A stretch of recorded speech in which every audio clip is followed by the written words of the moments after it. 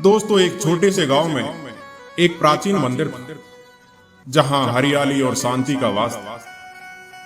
यह मंदिर गांव का एकमात्र पूजा स्थल था और इसकी देखरेख एक साधु करता था। वह साधु सौम्य स्वभाव और आध्यात्मिक व्यक्ति के धनी थे। उस गांव के लोग उनकी बुद्धिमता और भक्ति की प्रशंसा करते थे। सुबह शाम मंदिर में भक्तों का आना जाना लगा रहता था। भक्त लोग पूजा पाठ के साथ साथ उस साधु को तरह तरह के उपहार चढ़ाते। कोई फल लाता, कोई अनाज, कोई वस्त्र तो कोई धन लाता।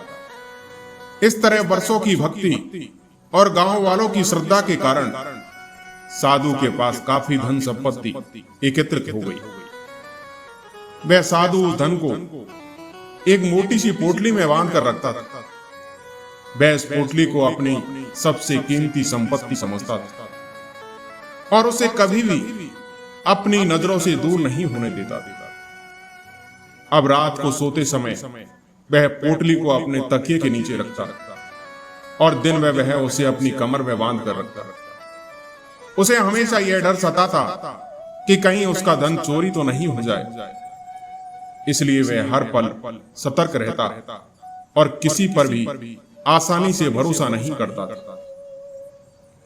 एक दिन गांव में एक चतुर ठग आया।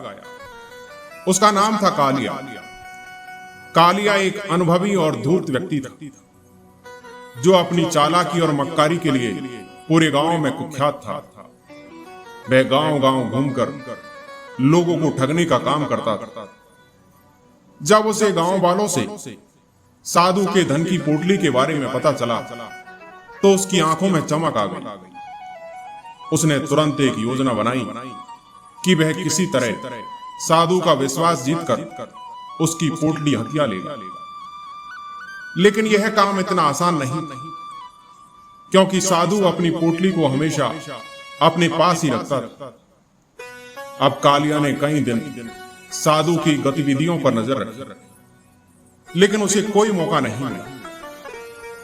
अंततः कालिया ने एक नई चाल सोची। उसने सोचा कि वह साधु का शिष्य बनने का नाटक करेगा और कुछ समय तक उसकी सेवा करके उसका विश्वास जीतेगा। और जब साधु पूरी तरह उस पर भरोसा करने लगेगा, तब वह सही मौके पर पोटली चुरा कर भाग जाएगा। यह योजना उसे अच्छी लगी।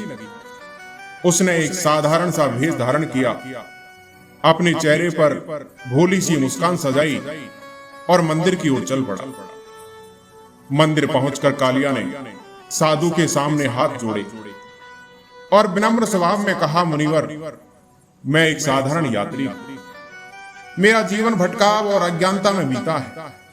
मैं आपके पास आया हूं ताकि आप मुझे अपनी शरण में ले लें। मैं आपकी सेवा करना चाहता हूं और आपके मार्गदर्शन में जीवन का सही अर्थ समझना चाहता हूं।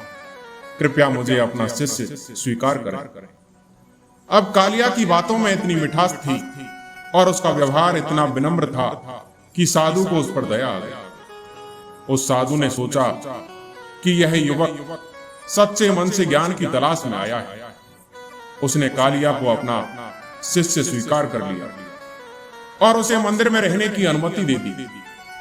कालिया मन ही मन बहुत खुश हुआ, क्योंकि उसकी योजना का पहला चरण सफल हो चुका था।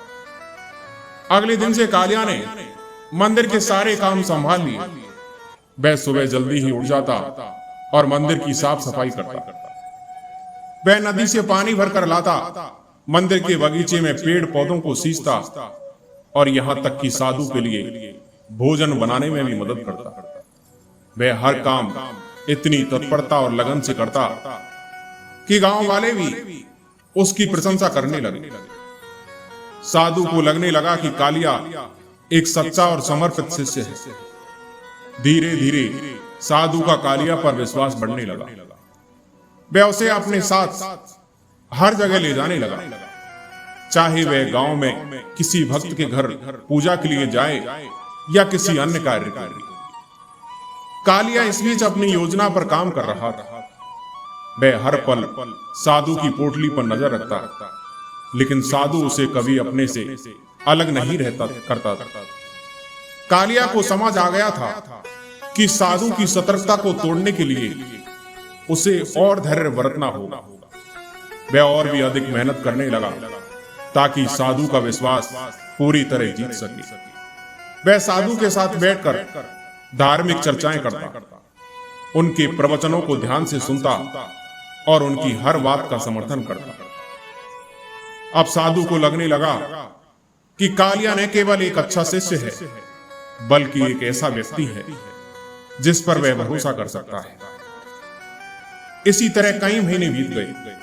कालिया की मेहनत रंग ला रही थी। साधु अब उसे अपने परिवार की तरह मानने लगा था। एक दिन पड़ोसी गांव से एक संदेश वाहक आया और उसने साधु को एक बड़े अनुष्ठान के लिए आमंत्रित किया। साधु ने सोचा कि यह एक महत्वपूर्ण अवसर है और साधु ने कालिया को अपने साथ ले जाने का फैसला किया। उसने अपनी पोटली को हमेशा की तरह अपनी कमर में बांध लिया और कालिया के साथ पड़ोसी गांव की ओर निकल पड़ा। रास्ते में एक घने जंगल से गुजरना था और उस जंगल के बीच में एक छोटी सी नदी बहती थी। नदी का पानी स्वच्छ और ठंडा था। साधु ने सोचा कि अनुष्ठान से पहले स्नान कर लेना उचित होगा ताकि वह शुद्ध मन से पूजा कर सके। उसने अपनी पोटली को कमर से निकाला और उसे अपनी दुशाला के नीचे रख दिया। फिर उसने कालिया को बुलाया और कहा, कालिया, मैं नदी में स्नान करने जा रहा हूं। तुम मेरी दुशाला और इस पोटली की रखवाली करो। ध्यान रखना, यह मेरे लिए बहुत कीमती है। अब उस चोर के लिए तो यह एक सुनहरा अवसर था। उसने सिर झुकाकर साधु की आज्ञा स्वीकार की और मन ही मन अपनी योजना को अंतिम रूप देने लगा। जैसे ही साधु नदी में स्नान करने उतरा, कालिया ने तेजी से दुशाला उठाई और उसमें से पोटली निकाली और बिना एक पल गवाए पोटली को लेकर जंगल की ओर भाग गया। वह इतनी तेजी से भागा कि साधु को कुछ समझने का मौका ही नहीं मिला।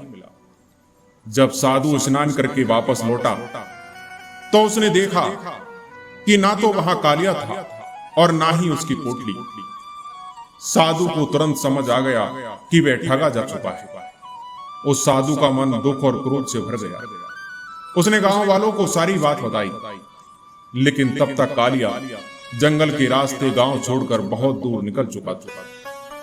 साधु की वर्षों की मेहनत और गांव वालों की श्रद्धा से एकत्रित धन एक पल में गायब हो गया। साधु ने अपने विश्वास की कीमत चुकाई।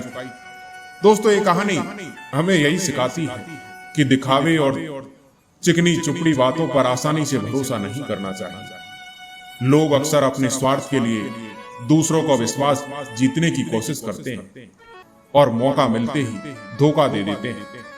इसलिए किसी भी अनजान व्यक्ति पर पूरी तरह भरोसा करने से पहले उसकी अच्छी तरह जांच परख कर लेनी चाहिए। सतर्कता और विवेक से ही हमें ऐसी ठगी से बचा जा सकता है। दोस्तों, एक बार एक राजा हुआ करते थे। उस राजा के दरबार में एक वजीर रहता था। वह वजीर बहुत ही चतुर और बुद्धिमान था।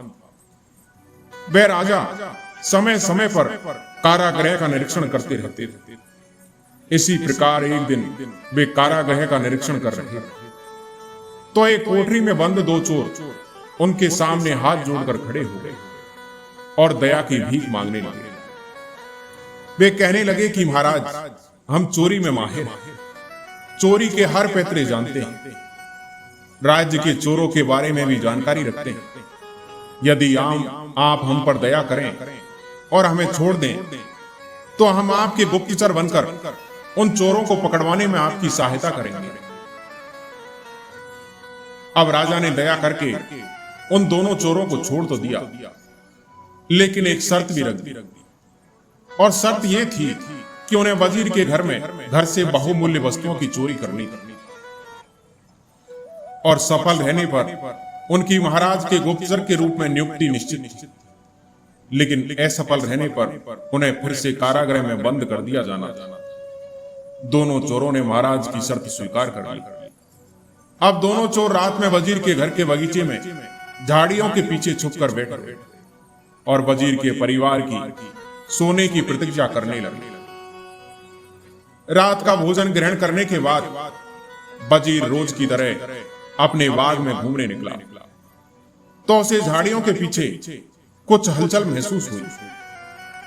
वजीर तीव्र बुद्धि का तो था ही, उसने अंदाजा लगा लिया था कि हो ना हो घर में चोर घुस आए, लेकिन वह सामान्य बना रहा। उसने चोरों को यह भनक नहीं लगने दी कि उसे उनके होने का आभास हो गया है।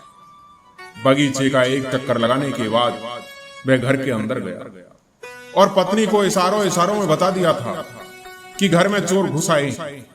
फिर चोरों को सुनाते हुए ऊंची आवाज में पत्नी से कहने लगा कि सुनती हो, इन दिनों राज्य में चोरी की वारदात बढ़ गई, हमें भी सतर्क रहना होगा। क्यों ना हम तुम्हारे जेवर और अन्य बहुमूल्य वस्तुएं एक संदूक में भरकर कुएं में छुपा दें। कोई भी चोर कुएं में बहुमूल्य सामान होने की बात सोच ही नहीं पाएगा। पत्नी ने हामी भर दी। उसके बाद वजीर एक संदूक लेकर बाहर आया और उसे जाकर कुएं में डाल दिया। झाड़ियों में छुपे चोरों ने उस वजीर की बात सुन ली। वे बड़े खुश हुए कि अब तो आराम से वे वजीर के घर से चोरी कर महाराज की शर्त पूरी कर ले। वहीं बैठकर वे वजीर के परिवार के सोने की प्रतिज्ञा करने लगे। जब वजीर का परिवार सो गया तो वे झाड़ियों से निकले और कुएं के पास गए। वहां बाल्टी और रस्सी रखी हुई थी। वे बिना देर किए वे बाल्टी से कुएं का पानी निकालने लगे और बगीचे में फेंकने लगे। पूरी रात वे कुएं से पानी निकालते रहे। अब भोर हो गई, तब कहीं वे कुएं से संदूक निकालने में कामयाब हो सके। संदूक बाहर आ जाने के बाद उन्होंने खुशी खुशी संदूक को खोलने लगे, लेकिन जैसे ही संदूक खुला उनके आश्चर्य का ठिकाना नहीं रहा। उसमें जेवर या बहुमूल्य वस्तुएं नहीं बल्कि पत्थर भरे हुए थे। उन्हें समझते देर नहीं लगी कि वे वजीर के द्वारा मूर्ख बनाए जा चुके हैं। वजीर भी तब उठ चुका था। वह चोरों के पास गया और अपने बगीचे को सींचने के लिए धन्यवाद देने लगा। दोनों चोर बहुत शर्मिंदा हुए। वजीर ने महाराज के सैनिकों को बुलावा भेजा हुआ था। कुछ ही देर में सैनिक वजीर के घर पहुंच गए और दोनों चोरों को ले जाकर कारागाह में डाल दिया गया। दोस्तों, आज की कहानी यहीं समाप्त होती है।